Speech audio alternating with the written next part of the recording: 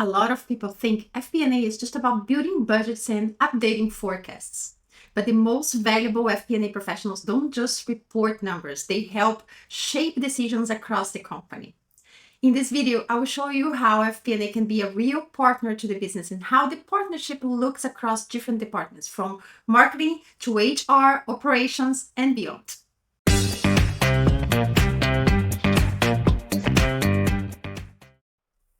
Let's just start with how FP&A is usually set up in a company.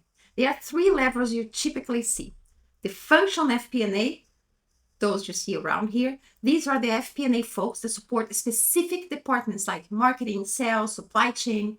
They help planning, tracking, and understanding what's driving performance in those areas. Then you have the business units FP&A. This role covers the entire P&L of a business unit. It's a broader view, and you're not just helping one department, you're supporting the full financial picture for a product line or region.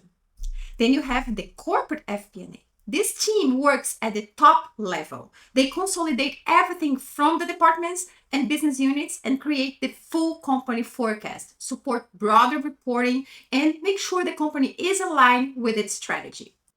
Now, if you are working on a smaller company, things might be a little different. You might be the only FP&A person, which means you're covering all of those roles yourself. And that's okay. The key is knowing which hat you're wearing and when. Focus on that work that has the biggest impact.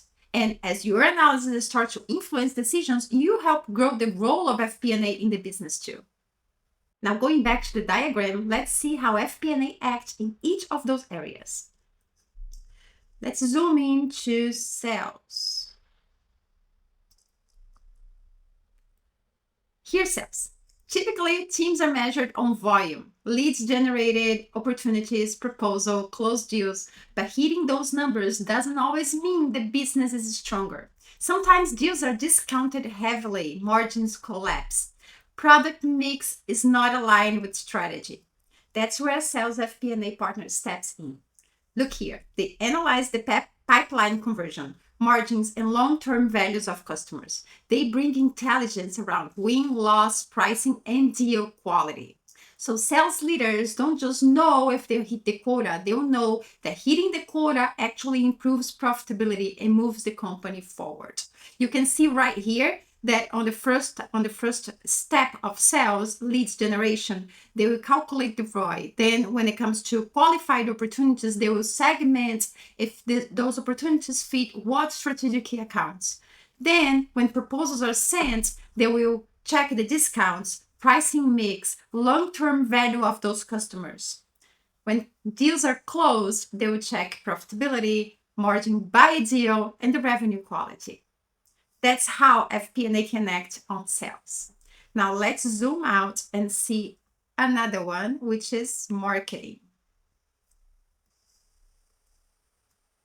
Let's zoom into marketing and check what it means to be an FP&A in marketing. So marketing teams run campaigns, they build awareness, they generate leads, but the blind spot is the ROI. A campaign might look exciting, but if acquisition costs are higher than the lifetime value, it's burning cash. FP&A plugs into each part. When creating value, they check ROI on product launches and pricing power. When communicating value, they measure CAC and efficiency ratios. They connect spend to channel ROI and margin sustainability. The real impact is this. Marketing doesn't just know what campaigns got clicked. They see which campaigns created profitable customers. Now let's talk about operations. Find operations here and zoom in into operations.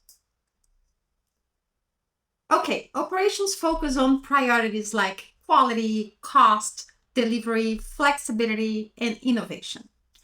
But more output isn't always better. If capacity is stretched or if costs rise faster than revenue, the business suffers.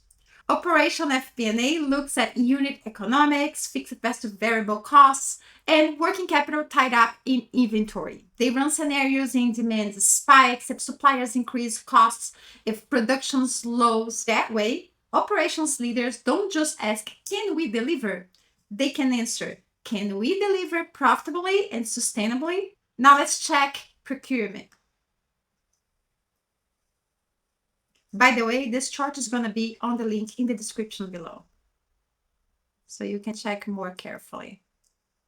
Okay, procurement. Procurement is all about sourcing suppliers, negotiating contracts, and managing payments. The blind spot here is the total cost of ownership in alignment with financial strategy. FP&A steps in across the whole cycle, validating business cases in the sourcing stage, checking FX or working capital impacts, and monitoring supplier scorecards tied to cost savings and risk. That means procurement doesn't just negotiate good prices. They know the financial impact of those decisions on the cash flow and margin. And that's where FP&A comes in. They're going to use each one of those analyses in each one of the steps of procurement, from identifying the sourcing suppliers, contracting, ordering, by making sure everybody has a PO. If no PO, no pay. When they are going to pay, what are the terms in that payment, and then reviewing the performance of procurement. So it's very important that FP&A steps in this whole process, because procurement is very strategic and there's a very high chance that it's being neglected. And last but not least, HR. Let's find HR here and zoom in into the HR process.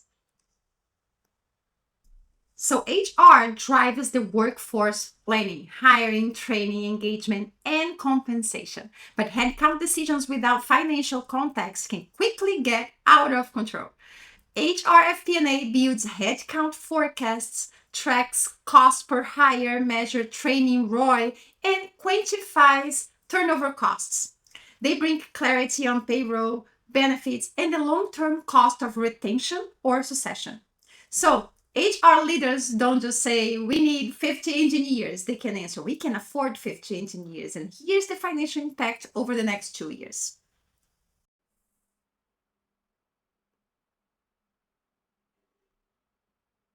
Now, what happens if each department runs its own lane?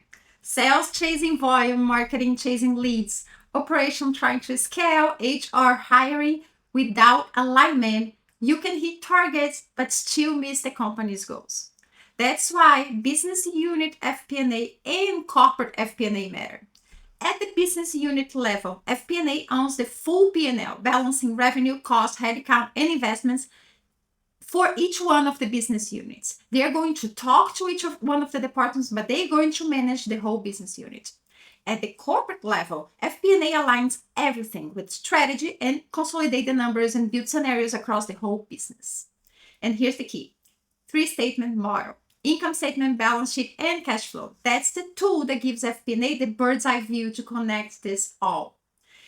It's what allows us to say, if sales pushes this target, here's the impact on marketing spend, on operation capacity, on HR count, headcount, and on cash.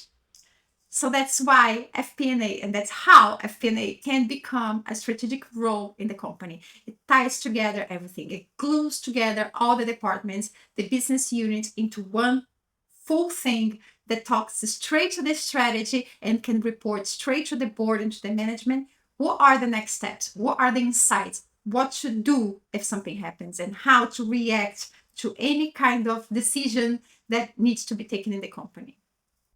So when people ask, what's the real role of FP&A? It's this: making sure every department's action actually drive profitable, sustainable business outcomes. Sales, marketing, operations, HR, they all have their own priorities. But FP&A connects the dots.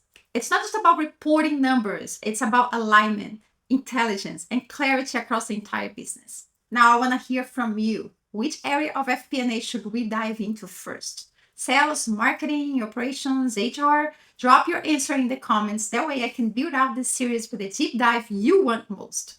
And if this breakdown gave you value, hit the like button, subscribe, and turn on notifications so you don't miss the next video in this FP&A from Zero to Hero series.